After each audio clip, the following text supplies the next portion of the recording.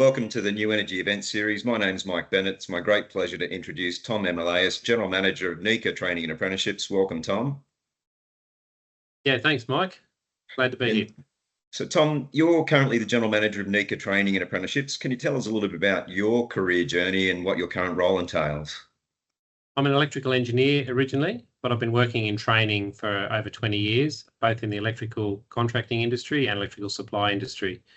In my current role, I work for the National Electrical Communications Association, NECA, and I look after our group training and our RTOs in New South Wales, Queensland and the ACT. So we employ about 900 apprentices and we've got some modern training colleges in New South Wales and the ACT supporting the industry. So your group training organisation is highly successful. You've recruited and employed hundreds of electrical apprentices since 1988. Can you tell us about the model, how it works and why you've got such incredibly high completion rates? Sure. There's a few key ingredients. Firstly, being owned by the industry and being a non-profit registered charity means we've got access to the best hosts, so our apprentices get great experiences. We've got apprentices on freeways, data centres, hospitals, the new airport, renewable projects, commercial office fit-outs, and our hosts view a NECA apprentice as their future tradies from day one, not as labour hire. So they're invested throughout the apprenticeship too. Secondly, we screen the applicants to make sure we choose people who have what's required to succeed.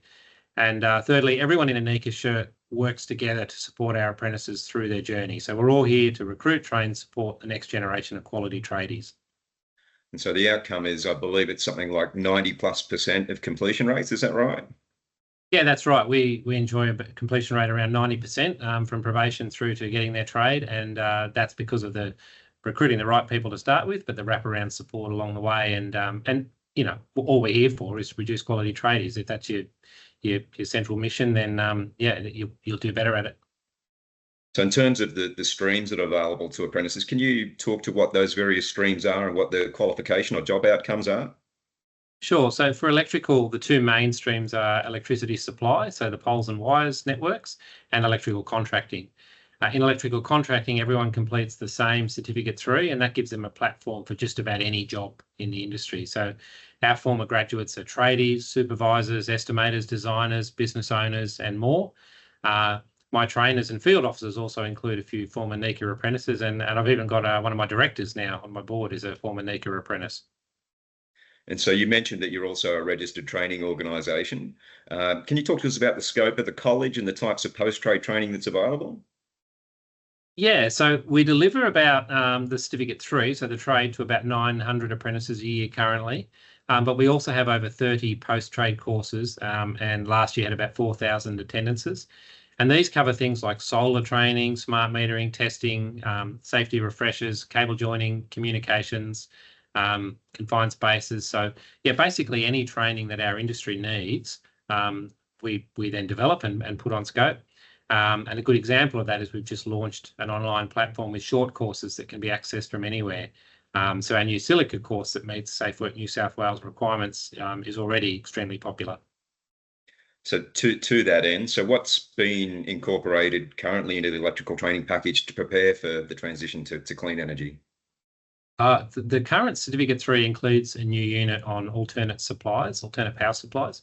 So apprentices learn that electricity doesn't just come from a power station like it used to, and they've got to be able to safely work with rooftop solar, batteries, other sources of electricity. And so we also have training available in the solar units, so how to install and connect panels and batteries, and even how to set up a complete standalone system. So those are all skills that have really only emerged in the last 10, 15 years, but are now becoming commonplace for apprentices. So in drilling down on the actual duties that your apprentice employees are completing, what are some of the day-to-day duties that they're actually involved with in terms of clean energy to make them a new energy apprentice? Yeah, Australia has the highest take-up of domestic rooftop solar in the world, and those installations have been carried out by electricians and their apprentices, including NECA apprentices. So solar batteries are also growing in popularity, and in the next year, we'll see bi-directional charging for EVs start to roll out. That lets you use your EV as your home battery, and it's going to revolutionise power bills. So instead of getting almost nothing to export electricity, the price keeps dropping, you can use a portion of it to run your house tonight, then recharge it in the morning essentially for free. So people balk at having a solar battery in their house, but if you've got an EV there, it makes the proposition of buying an EV much more cost effective because it can also be your solar battery. And all of that technology needs clued up electricians, and we're making sure NECA is able to deliver all of those skills, so those clued up electricians come from here. So let's talk post-apprenticeship. So beyond the electrical apprenticeship, what are the opportunities for contractors in the renewable energy landscape? So the federal government was forecasting that we'll be 32,000 electricians short by 2030. It's not far away. That number's now risen to 42,000. Almost all of that growth in demand is driven by the rollout of renewables, renewable energy zones that have been declared around Australia, and reworking systems to move away from fossil fuels. So a simple example is changing people's gas cooktops across to induction electrical ones. So there's never been a better time to be starting a career with an electrical apprenticeship. So you're engaging with us because we're delivering the New Energy Apprenticeships mentoring program nationally. So what do you see are the key elements of good mentoring? What are the top 3 things? Yeah, I'd say top 3 things for being a great mentor: being a great listener, first of all. Second, you've got to be able to share openly and remember it's a journey. It's not just a quick, catch-up session over a coffee.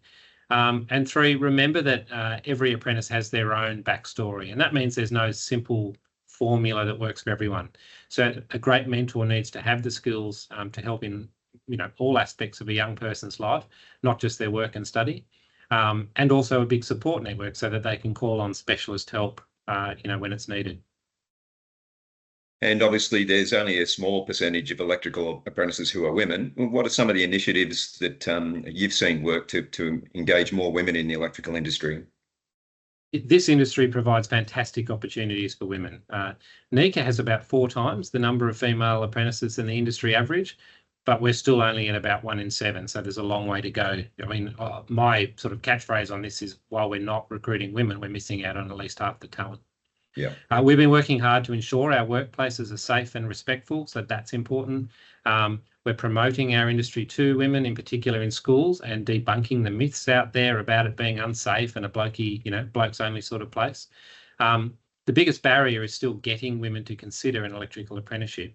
There's a lot of influences in their lives telling them it's a bad idea, particularly coming straight out of school. So one frustrating stat that really illustrates this is we get a really big pile every year of mature age women. So they're telling us they've wasted 4 to 5 years, on a degree that led nowhere, or they're not happy with, the work that it's led to, and they wish they'd started an apprenticeship after school instead. So we've run female-only pre-employment programs. That's a really successful initiative because it allows young women to come in and see the industry firsthand in if you like, a collegiate environment. In that try before you buy type model, they get to see that this really does work and that it's something I might be interested in. So from those, we've had about half of those graduates then go on to become electrical apprentices and thrive, winning our awards and so on every year. We also have female mentors, trainers, and each year there are more and more female qualified electricians who are becoming supervisors, leading hands, business owners. So, it's the you can be it if you see it type thing, and the momentum's really building. And that's commendable. 1 in 7. That's the industry average would be less than 5%. I'm imagining, is it? Yeah, it's 3% is the industry average for electrical, and that's historical. I know apprentices it is lifting, but around the NECA network, some of them are getting up to 1 in 5, and we're really working on it. That's commendable. And you mentioned, Tom, the shortage is in the tens of thousands by 2030. How do we meet this sort of demand? For the number is now 42,000 by 2030. Wow. We have no chance. So to get even close, we're going to need the government to invest in proven solutions. So far, they're not listening, despite the evidence. So NECA's colleges are full. There's a queue around the block to access high-quality industry-led training. But until the government see the non-profit industry-led RTOs as a crucial part of the solution, along with TAFE, not as a competitor, then we're destined to have a critical skill shortage. And just in closing, what's your advice for school leavers who are thinking about electrical apprenticeships? Yeah, look, apply today. There's never been a better time to start a career with so many potential job outcomes, and demand for your skills will only increase each year. It's a national qualification, so you can take it anywhere, and you know that wherever someone's using electricity, which is everywhere, there's a job for you. Yeah. So that's every part of Australia. Australian electricians also have a strong record of having their skills recognised around the world. So you can earn great money while you're travelling with an Australian qual, while your mates that went to uni are pulling beers or waiting tables. Paying off a HECSTAT. Yeah. So the tip is to Google NECA Training and Apprenticeships. Tom, Emeleus, we really appreciate your time. Thanks very much indeed. Pleasure. Thank you.